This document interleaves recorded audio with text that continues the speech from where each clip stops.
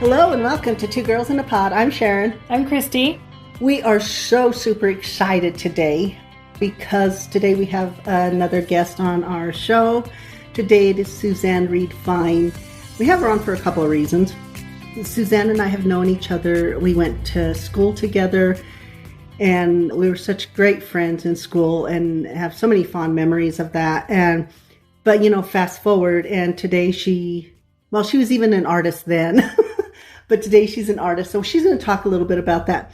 But one of the things is we wanted to talk with people, and hopefully on our podcast, we're working to inspire people to change their thinking, but also to really look at, what is your dream? What kind of dreams do you have, and how do you make those come true? Because I think that so much of the time we'll have dreams and people will squash them down and do stuff like that. And oftentimes when I'm working with some of my clients, I work with some amazing artists, believe it or not. Sometimes, when you got some emotional stuff going on, it's amazing what you can draw. But I have a lot of them and they'll tell me, oh, I want to be an artist, but there's no way. Artists don't make it. Artists don't do good. And I want you to know, Suzanne, I use you in my sessions often because I will tell my clients, I have a friend and you know what? From the time I can remember, she's always doodled. Suzanne was always drawing. And I said, today she's very successful. So, Suzanne, I use you because it is an inspiration, because I think especially when we talk about art, people will often say, don't be an artist. Don't go to school for art. You got to go get a real job. What was that like for you? Yeah, fortunately, I come from a very loving family that was supportive of my art and my creative quirks from the beginning. My friends have always been very supportive of me. So that, I think, really helped a lot. And I think that for us to have a community that supports us, even if it's one or two people, that really goes a long way in what you do. Something just to have that validation that, yeah, you're doing good work or whatever, and the people appreciate what you're doing, whether it's doodling or, like you said, taking notes or making a little note, drawing a little picture on it and sending it to somebody, just to make them smile or whatever, and to encourage that and feed that desire even to being a professional later.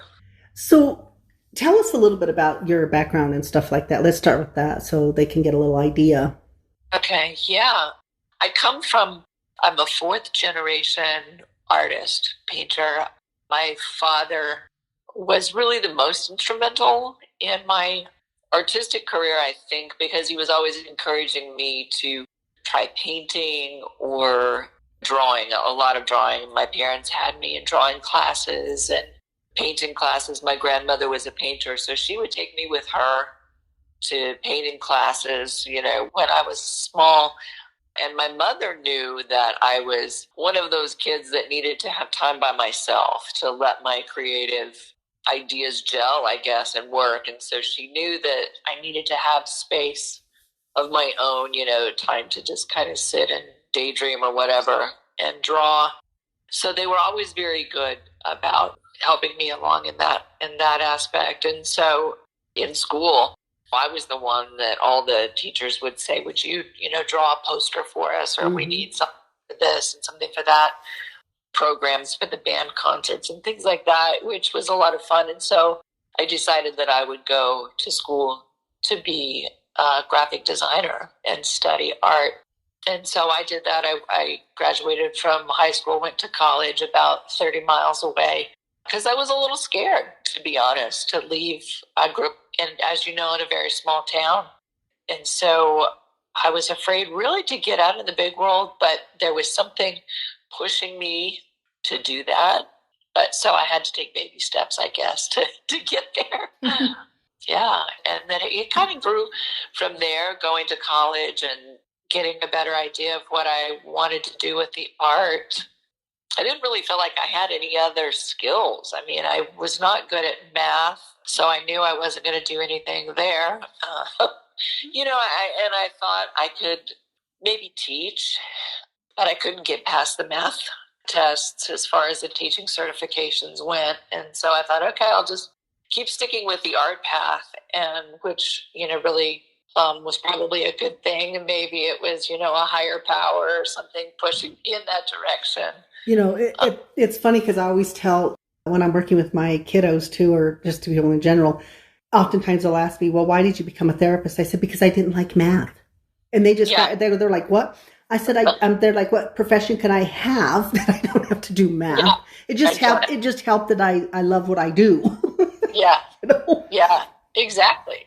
It worked out that I was fortunate to be able to have the opportunities that I did to go to school and figure out where I was going to go and what I was going to do with my art and my career. And I knew I always wanted to make pictures, either drawing or eventually painting. I didn't start painting until I was, well out of high school. Mm-hmm. And that happened just by accident. I was drawing and doing a very detailed pen and ink drawing. And it was for a client, and it was due the next day. And it was like 2 a.m. And I was just finishing up this series of drawings, and I dropped the bottle of ink in the middle of this drawing. Oh, no. And it was really frustrating. And so my father had given me a couple large canvases and some paint to do something with. And I, set them aside. I hadn't done anything with them. And because I knew nothing about painting or color, everything was drawing for me. And so when this happened, I was just beside myself and I didn't know what to do. So I took these tubes of paint and just started smearing them on the canvas. It was so freeing and cathartic to get all of that out. It was 2 a.m, so I didn't want to wake up, my husband, mm-hmm. and, screaming because I spilled the bottle of ink and ruined this drawing that I'd been working on for 10 hours. But that moment of getting that paint on the canvas, even though it looked terrible, it was just that release of emotion and that anger and that frustration on that canvas. And it kind of clicked with me right then that, hey, I can be using this to channel emotions. I can be expressive in doing it. Even though I was doing it with drawing, with pencil, I just didn't really realize it. Okay. Because, one of the things is you talk about a lot about emotion with your art. Do you find that's kind of your therapy, I guess, because earlier we were talking and you really said that beautifully. I asked you, what do you do and, about your art and stuff like that. And you kind of explained it in a really cool way. And I told you, remember that because you were going to say it again later, right? Right. Yeah. Well, my paintings are very colorful and large scale. So they're, 30 inches by 40 inches, and up mostly. But they're abstracted, so you can see that there are hints of maybe rocks or trees or a person in them, but they aren't as realistic. They don't say, oh, this is a tree, this is a person necessarily. They're more about the emotions and how, if I'm, for instance, in the mountains and I'm inspired by the beautiful blue skies and the yellow trees, I want to express that and I want to put that down on canvas because it's so beautiful and so powerful to me, and it's really filling to my spirit, I guess, or to my soul, I guess is the best way to describe it. But when I get to the canvas, I have a hard time painting exactly what I saw. I have a hard time putting blue sky with yellow trees. For some reason, it just never came out that way. It would come out as splashes of orange and green and reds or whatever, and very vibrant opposite of what I was visually seeing. And to me, it's more about what I'm feeling, the smells or the sights. If there's music, things like that, I want to capture the experience of what was going on. I think that's so cool. And I think, as you're talking about this, because I do look at your photos and, the paintings that you've had, and that makes so much more sense now because you can feel emotion in it. And so I think that's interesting because I think, when people look at art, there's such a vast array of art out there. And art just to me is something that's truly amazing because it can convey so much. Mm-hmm.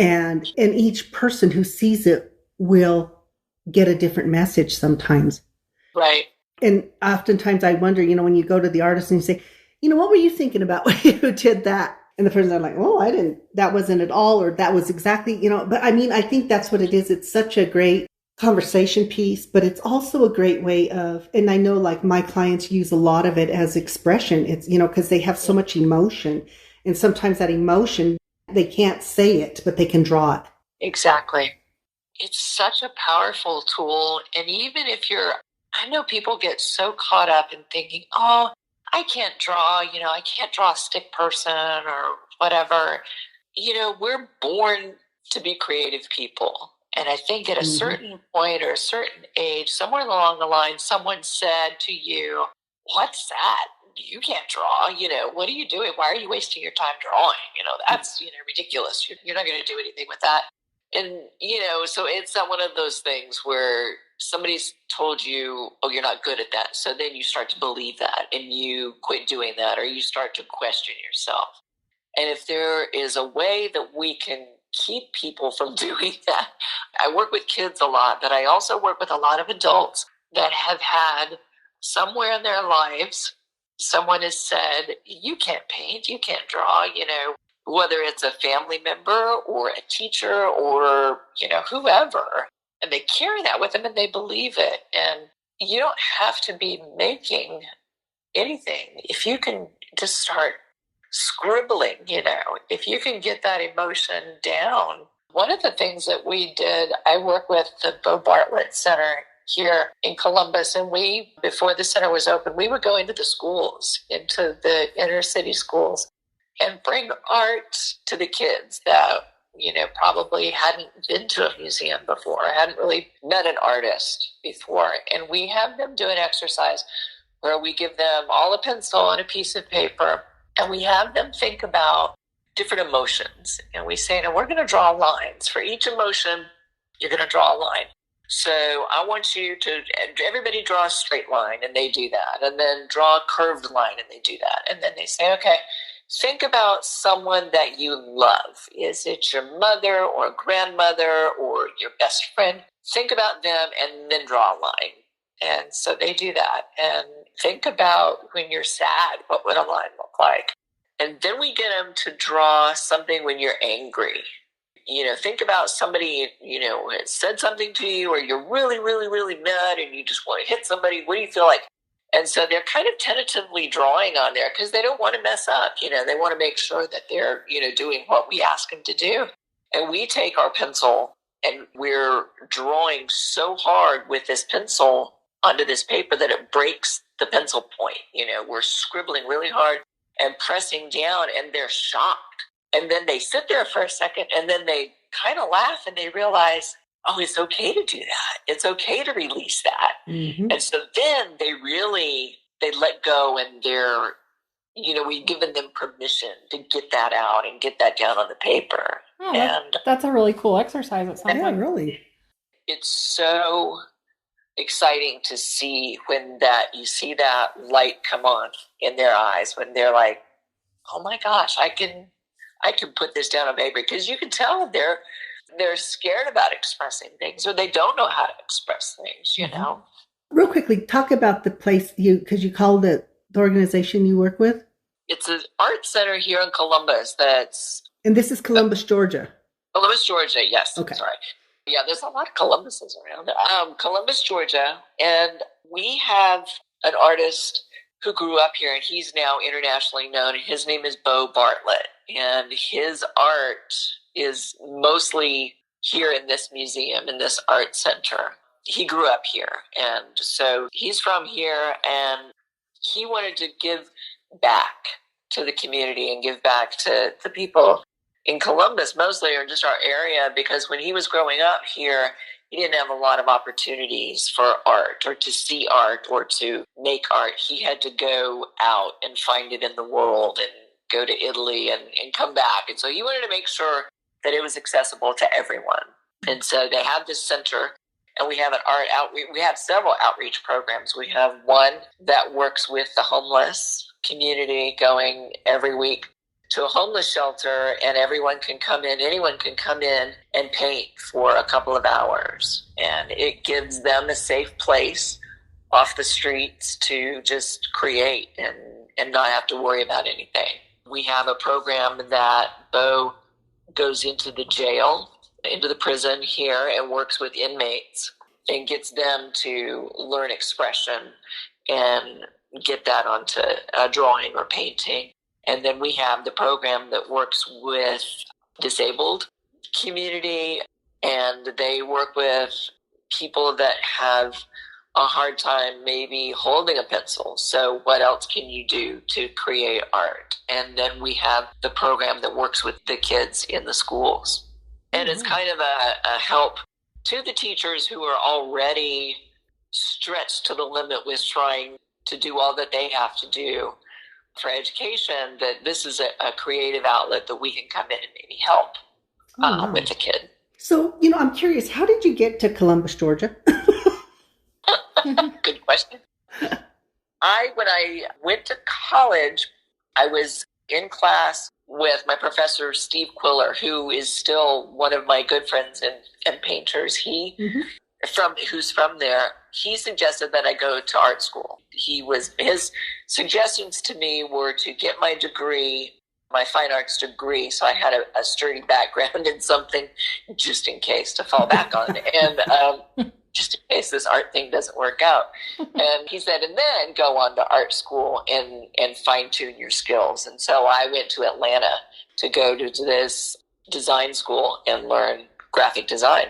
Kind of a long roundabout story, but while I was there, I got a job working as a receptionist in the hospital, and I met my husband, who was there doing his residency, and he's from the South. And so we got married and have lived our whole life now, 29 years in the South. So here I am. Oh, yeah. and he works here in Columbus, and we moved down here.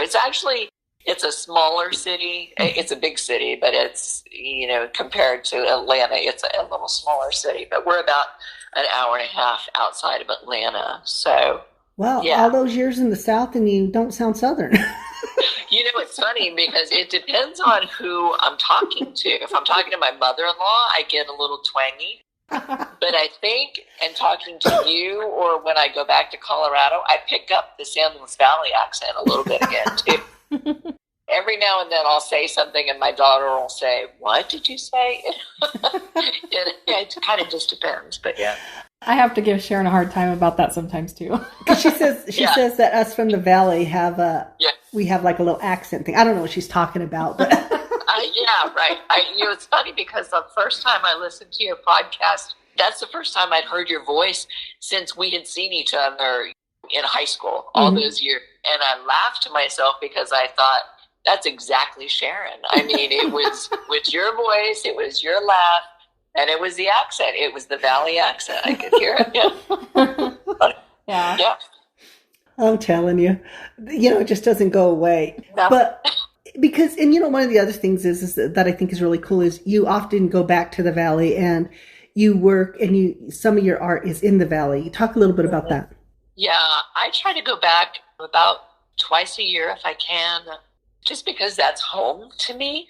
I still have family there, and my best friend is there. She lives in Creed. So I go to Creed, and it's a small mountain town. It was a mining town years ago, for people that don't know. But it's starting to be more of an art community. So there's artists who go there to paint and spend the summers.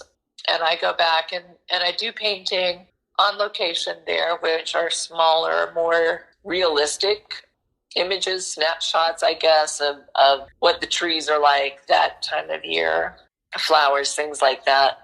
And then I bring those memories back. I do a lot of sketching while I'm there mostly. And I bring those memories back to my studio and then work from that. So I recall, I can go back and I can pull up those images in my head and put that there on canvas and try to replay that. And I almost think that it helps that I'm away from Colorado when I do that, because I feel like the paintings maybe are more evocative because I'm reaching for that and I'm trying to remember each detail and each little piece, you know. Nice. And some of your art is there as well, correct? Yeah, so the gallery that I'm in is called the Sea Waters Gallery, and it's in Creed, and they have been up there for 15, 17 some years now, and she's a framer. She actually began in Steve Quiller's gallery working for him, and she's still his framer, and she wanted to start a gallery of her own. You know, she had a lot of contacts with people that she had met through the years, students of Steve's. There's a lot of us that are people that have studied with him through the years in the gallery, and now we're kind of branching out a little bit more. We have a couple artists now from Austin that are in there. We have 2 other people that have signed on to help co-operate the gallery, and they're really, really great. A lot of great ideas, and it's kind of changing. It's evolving through the years. I mean, it started out in her garage, in her house, and there was, 10 of us painters in there, and she would have people up by appointment or whatever, and, we'd have, once a year, we'd have a party, and people would come from everywhere. I mean, it would just be packed in her garage, or, spilling out onto the yard, but it was just amazing. I mean, and it was just so quirky and funny and cool enough that people were just crazy about coming up there and seeing what she had. It was just so out of the normal gallery situation. People are so intimidated by galleries, I think, because they think you have to know something about art. You have to be, educated about it. But this is a whole different experience. They're very welcoming, and galleries, if they're good, they will help you, and they'll bring you in and help you feel comfortable in the setting, and they'll tell you about the art or the artist. That's a really good point, because I do think a lot of people would be intimidated in that kind of situation, but it's good to know that they kind of help you with that. Yeah. Well, and people all the time are saying, "Oh, I just don't understand art," and they're embarrassed about it. But honestly, artists will, every artist I've ever known is happy to talk to you.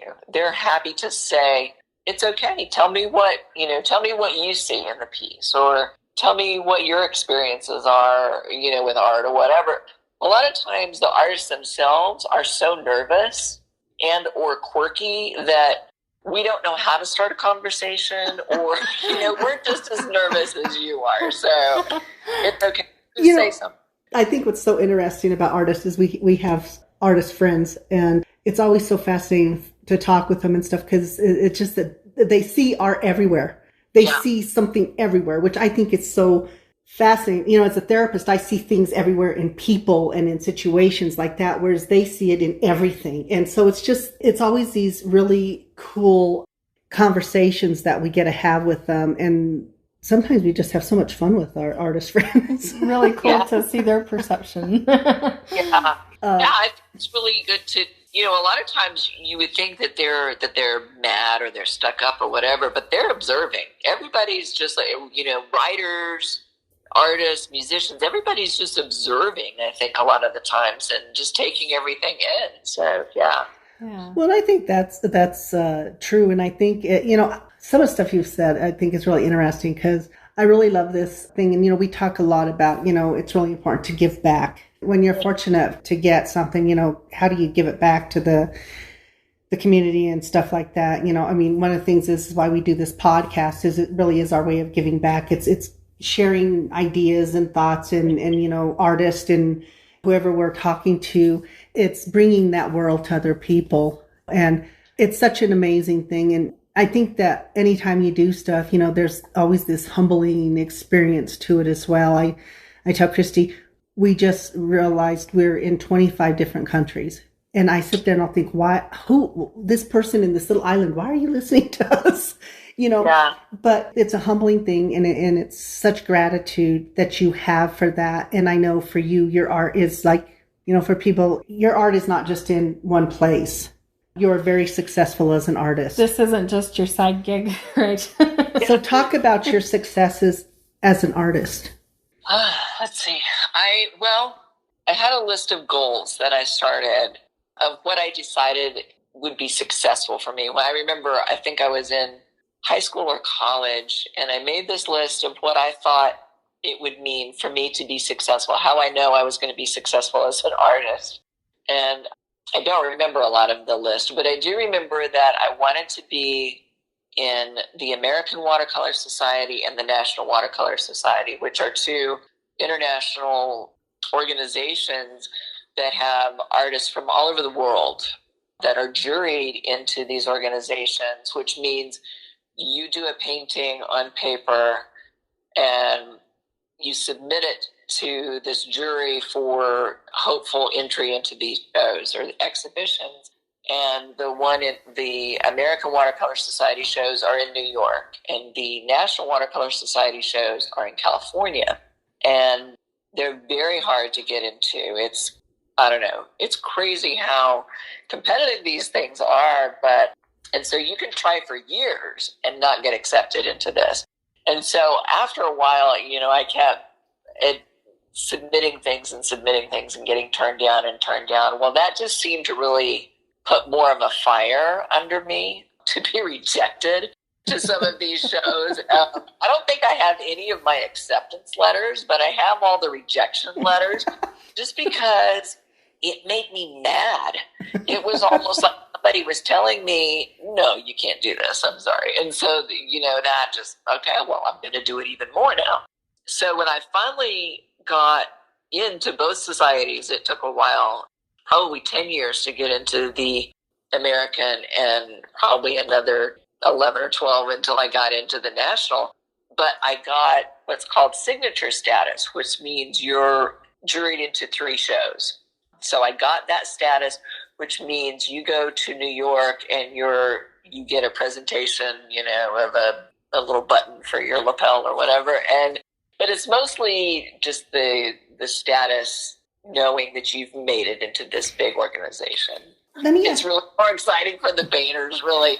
But the exciting thing about that was Steve Quiller, who's been in this painting group for years, was actually there, and he was the one that presented me with my certificate in New York. And I had another friend who's from Colorado. She lives in Crested Butte. She was in this particular show as well. And then Sherry came from Creed at the same time. So there was more of us from Colorado in New York at that point than we've ever all been together in Colorado together. So it was just really kind of a fun moment for us. Oh, how cool. Now, because I have a question for you. Talk about the painting that you did. Yeah, the painting that I did it's one that I did of my daughter. It's funny that the watercolor paintings that I do, or the acrylic paintings that I do on paper to submit to these shows, they have to be on paper. They can't be on canvas or panel or anything, and that's just one of the requirements. And so I've used both of my daughters as models for these paintings, and I did one of myself as my 3 paintings. So there was one of me, one of Harper, and one of Cassidy. And the one that I did that got me the signature status was the one I did of Harper. She had just graduated from high school and she was going off to college. I was excited for her. I was nervous for her. And I started thinking, what haven't I told her? What have I not taught her? Have I given her all of the tools that I could give her as she goes out into the world, And I was kind of having this panic moment. And so I did a drawing of her. I had her sit for me a couple of times, and I wanted to give her some sort of a safety. I wanted to protect her going out into this world. And so the image that came to me was her being wrapped in a blanket as a protection. So I was going to originally do a quilt around her and, pieces of a patchwork quilt, but it just didn't seem right. And so I have found kind of a sidebar to that. When I'm overthinking something, it doesn't come to me. I have to let it go and, go do the dishes or vacuum or go for a walk or whatever, go to sleep. And the answer always comes to me when I'm not thinking about it. And so that night I go to sleep and I dream that she's surrounded by trees. here in the South, we have trees everywhere. Everything is just green and growing all the time. Oh, yeah. For cars, everything. It's crazy. So I thought that would be what she's protected by. So the painting is a picture of her, and instead of wearing a cloak of fabric of this quilt, she's wearing branches of a tree with the leaves and everything. And she is almost transparent in some of it, so the trees come through, and then she comes through in part of it. So it's almost like the film, when we would take pictures back in the old days when we had film, and you would have a double exposure, which was always an accident, but it was kind of an interesting shot. So that was kind of what I was thinking. It was a double exposure. I'm going to tell you, I saw that when you posted that, and there's something about that just, it's absolutely beautiful. But it's almost like you feel that safety of being, not only safety, but for me, it was like being a part of something. So for people, if you, where could people actually see this at? If they wanted to look at your art, where could they go? Yeah, I don't have that one on my website right now, but I could go back and put those on there just for people to see them.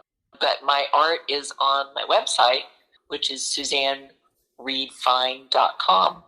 Okay, and we will also post that, because your art really is, and we keep saying we're going to have a piece of your art hanging in here because we have another friend who's an artist and we have some of hers in here. And so, but we like to support people too. And we like to, not only that, I think it just becomes a conversational piece when you're in somebody's house and they say, oh, what is that about? Yeah. So there's all that good stuff that goes with it, But, I think one of the cool things is, if you go back and you think back all those years ago, we won't talk about how many years, people, but all those years ago, having that vision of I'll know I'm successful when I reach this goal of being brought into these societies, and, you fast forward and that hard work and just that thing of feeling challenged, because I often talk with people, when you have a goal, you have to take the step. And it's one thing to it's one thing to say, oh, I want this, but then it's the other thing to take those baby steps in order to reach those goals. Mm-hmm. And I think that, I work with a young man, he's on the autism spectrum, but an amazing artist. The stuff he can do, I can't sit there and say, imagine in your head, he doesn't do that, but he can take different pictures and he can put them together. He can make things morph into other things. So he does this amazing work, and he really wants to do that. But once again, it's his thing of, well, who's going to buy my work? Who wants this? And so I think it's one of those things of, and because I keep encouraging him, I tell him, do at least 1 to 2 drawings a week. So he's gotten better about following through with that and drawing, and he's taking art. He takes little art classes. He's an art club. I said, you got to do those things. I said, you got to be involved. And I think that's those baby step things that we're talking about, is if you want it. But then I think along the way, when you talked about Queeler being a part of that for you, and it's finding those mentors, those people who would help. And it sounds like, now you're kind of paying it forward because now you've become the mentor to some of these kiddos that you work with. So it's having the goal, then it's kind of the follow through. You say it kind of makes you mad when you're rejected. Mm-hmm. Yeah, it hurts your feelings. It stings at first. Mm-hmm. And so you sit there and you lick your wounds for a couple days, and then you just have to pull yourself up and get on with it. And then you get mad and you get to work and you start over again. What is so let me ask you this. What is the average time, like if you were working on a painting, what is the average time that takes you? Honestly, I get asked that quite a bit, and every painting is different. Okay. I've heard people say, oh, I've done this all my life. So, if you're 50 years old, it's taken me 50 years to do, which in a way, yeah. But I spend a lot of time thinking about paintings before I even put anything on canvas. I do sketch. I sketch all the time. I draw all the time. Your Friday morning sketches, I talk about that on our podcast. Yeah, yeah. Which is so good. It's great just to go in and sketch and draw whatever and think about things or don't think about things, either way. And then when I get to the canvas part, if it's an image I'm doing, like say of a person, I like to have sketches ahead of time. But if I'm doing something more abstract, I may just start putting paint on canvas and just see what happens, either pouring it on there or big brush strokes on there. So it could take 5 or 6 hours and come out the way I want it to, or it can take sometimes, a couple weeks or even a month. And there's times where I've worked on a painting where I've overworked it and overworked it and overworked it, and it just feels too much. It doesn't have that life and that liveliness to it anymore. And so I'll turn it around, put it in the corner and let it think about what it's done and come back to it, several months later. So it could pull a year before I come back to it. So I'm curious, is there ever been something you've been drawing and you finally just say, no, it's not going to work and it just never gets completed? Yeah. Yeah.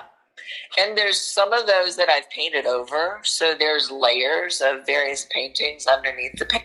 In fact, I had one painting a couple years ago in a local art show, and it was one that I had probably painted 5 or 6 paintings over the top of the original painting on there. So it had a lot of layers on it. It was thick, and but I didn't have a title for it, and so I was just started thinking, and I thought I'll call it Underneath It All. Because, underneath it all, there's 7 other pictures under there. So I like it. Yeah. Sometimes I leave them unfinished. And sometimes I come back to them and I think, oh, that wasn't really as bad as I thought. That really looks better. With fresh eyes, you come back and look at it and say, oh, hey, that wasn't so bad after all. Absolutely. What inspires your names for your paintings usually? I like song titles. Sometimes I like to read a lot, and so I'll see a word that's interesting to me. I do the dictionary word of the day, and so I'm always learning all these new words, and so I write some of those down because I like the way they sound, but I also like their definition that goes with it. So I have a whole notebook of all of these different words that I'll kind of pick through if I'm looking for something. And I have I found it in an antique store years ago, but it's a thesaurus from probably the 1930s. I think it was 1938. And so there's a lot of words in there they've taken out of, modern English dictionary that I think are kind of fun. So, or if I'm painting and a word just pops into my head, I'll write it down on a sticky note. And if it's still, I'm thinking of that when the painting is done, then I'll call it that. So. Oh, nice. Okay. How much inspiration? Because you have 2 dogs, correct? Yes. We have 1 dog now. Yeah. The other one passed a year ago. But yeah. Okay. So I have the 1, yes. So how much inspiration is the dog for you? Because it seems like... She's with me a lot. In fact, she's with me today, and it's a cooler day here. The wind is blowing, which it never blows here, but it's a cool wind. So she's outside now. But she, just her presence being here, when I'm sitting down and I'm frustrated or whatever, or I take a break, she'll come over and kind of sit with me, or she'll know that I'm frustrated, and so she'll decide that we need to go for a walk. And so we'll go for a walk. My studio is down in the historic district, and so she likes to walk around and sniff all the trees and everything. So we do that, and I get outside and I get fresh air and get in the trees and the grasses and stuff. And it really, that helps a lot tremendously. But just her presence, her calmness, she's much calmer now than she was when she was a puppy. But oh, God. Yeah. The struggle's real when they're puppies. We're sitting here, we're constrained, we're holding ours here. No, she finally settled down for a minute. So, and we keep saying, when does she get out of the puppy stage? Yeah. Oh, my goodness. It's so cool for me, to be able to touch base with you. And because we're going to talk a little bit, we met in school and we developed such a great friendship. And it's something I've always cherished, and I'll go back and have memories of some of the stuff we did. And but we don't have to talk about because that was before social media and we don't have to, it's not out there for everybody to know. You know, there are some advantages to that. Gosh, right?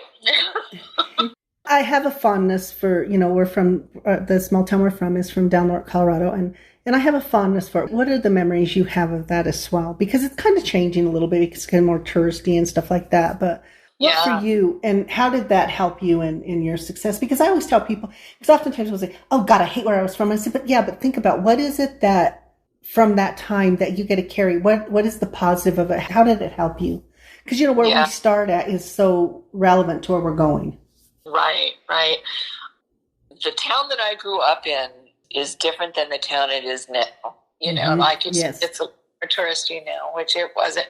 You know, before when we were there, it was quiet. You know, I didn't have a lot of friends growing up. I had a few close friends, which I think is really more important than anything, is having, you know, a couple people that you really trust and you know that you can go to them and they can come to you. That you go for a walk or you go ride bikes or whatever, or you see each other all day and you go home and you talk on the phone for 30 minutes, you know, at home. And so to me, it bothered me at the time when I was there. It bothered me that it was a small town and there wasn't anything really going on. But at the same time, it was also good because it forced me to be more creative with my time. You know, I would go for walks or bike ride or whatever, or sit outside and stare at the clouds or sketch and draw. You know, if I had social media and all of that, then, you know, would I be sitting on my phone scrolling or, you know, whatever? It would be different. But, you know, there were times in my years growing up that I was not happy with situations or things that happened to me that were very traumatic. And so being in a small town, everybody knows everything and everybody thinks they know everything. And so some of those things are hard, and that I wasn't sure I was going to be able to survive some of those situations. But I had the close friends that I had, and you are one that I think back so many times that you were there for me and there for so many of us. You just had this approachable way about you, that you were open and welcome and caring, and you listened. And I think a lot of us didn't have I had parents that I could talk to, but I know several people that didn't have parents they could talk to, or their parents were busy, and, you know, and so it was a good situation to have that. I think that's interesting because, you know, I have those memories, and, you know, of us, you know, hanging out. And, you know, we talked a little earlier about our friend Toby too, who we used to hang out with, and just how goofy she was. Yeah. And how it was really surreal when she passed and stuff like that. And, but, and when you look back on, you know, I tell people, when you look back on your life, look at those people who had an impact, because sometimes you don't realize the impact you've had on other people's lives. And so I always tell people, take time to make sure when, you know, when we speak or the things that we do, that we're careful in the words that we use, because we don't know the impact. And, you know, oftentimes if somebody comes up to you and says, you know, it might even be your drawing, you know, your art that inspires somebody, that changes something. So your kind of way, I do it through therapy. You know, I do talk. Yeah. But I think art in any medium, I think has that same thing where it can inspire people, you know, if they're in those places where they're kind of down or things like that. Sometimes they can look at a painting and they can relate to it, or they can see themselves in that painting. And then they look at the next painting that you've drawn and they think, oh my God. So it's like she went from here to here. And if she can go from here to here, then I can go from here to here. So it's art is such a powerful, powerful thing for people. I'm always impressed with it. I was so happy when we went to Paris and we got to go to the Louvre. I mean, that we didn't get to see very much of it because, you know, that takes like a week. Yeah, right.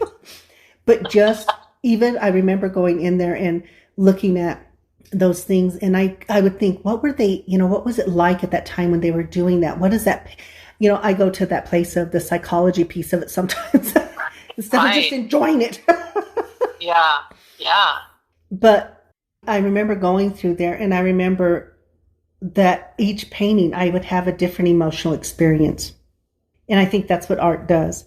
And like I said, I do follow your art and stuff like that. And it's interesting to me. And because sometimes when you do the aspen trees, it takes me right back to the valley. Yeah. It's that hearing them. Yeah. If you haven't been where there's a lot of aspens and driving up it, you can go back into the mountains and where we're from, and there's all these aspens and the sound of them. Yeah. Yeah. We had a couple of those trees in our yard growing up. I remember. And I hated them because you always wanted to cut them down because they're very invasive. Yes.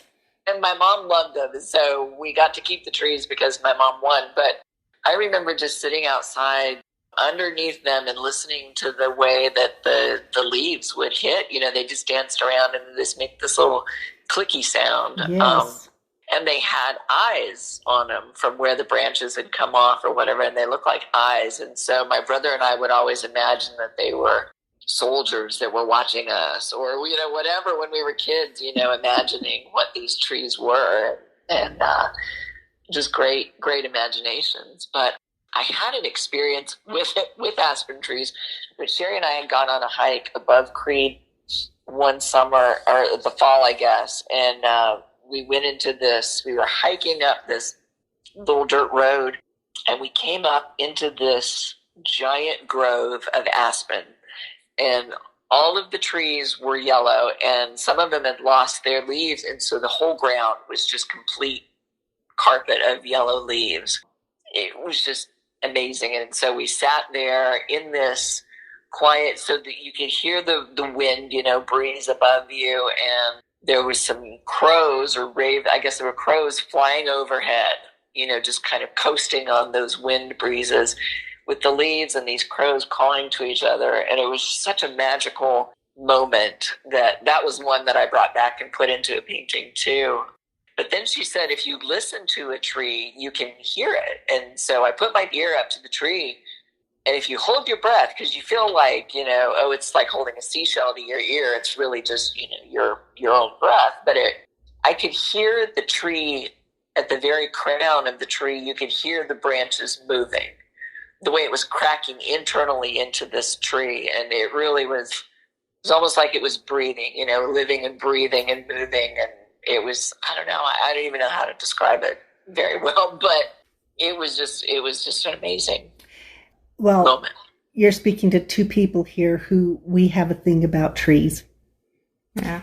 So that's why I always appreciate your art with trees. I just want you to know how grateful I am that I texted you a couple of days ago and said, hey, will you do this? And you said yes right away. And we are so grateful to have you on our show. Hopefully to get people who listen and then decide, you know what, maybe I can draw that line, and maybe I can draw the line of my sadness or whatever it is, and I can do art as well. If we inspire one person, we've done well. Exactly. So appreciate this. Thank you so much for having me. Yes, thank you. We appreciate it. Once again, extreme gratitude for each and every one of our listeners. Thank you so much. We hope that you guys all have an amazing week, and we look forward to next week. Thank you so much. Bye.